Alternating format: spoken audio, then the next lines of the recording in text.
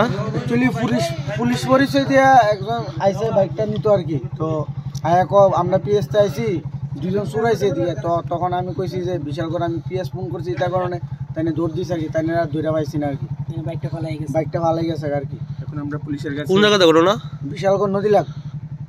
মানে বাইকটা কি তারা প্রথমে নিয়ে আসলো নাকি বাইকটা দিকে রাখছিল? প্রথমে নিয়ে আয়া ওই আমরা দিয়ে পূজা হয়েছিল, এটা দিয়ে ঢাক্কা রেখে গেছে আর কি। তো আমি যার পরে বাইকটা আমি বাড়িতে আনছি, এরপরে হঠাৎ করে একজন লুকায় আমি বিশালগড় পিএস থেকে আইসি, এদিকে দুজন চুরাইছে। এটা কারণে আমি কইছি যে আমি পিএসও ফোন করছি, তারা আইতাছে। এটা কারণে তাই দৌড় দিছে আর কি।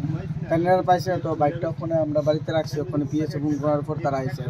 তো বাইকের মধ্যে কি পুলিশ কিছু লেখা আসলো? হ্যাঁ, পুলিশ লেখা আছে, TR 016305 বাইকের নাম্বার। মানে যারা আইছে তারা কি আগে দেখছেন কোনো? না, আগে দেখছি না। কতজন আসলো? একজনই দেখছেন। আপনারা দেখে কি মনে হয়েছে?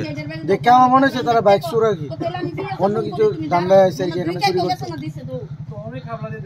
পুলিশ আইছে? হ্যাঁ, এখন পুলিশ আইছে। বাইকটা আটক করতে পারছেন না? হ্যাঁ।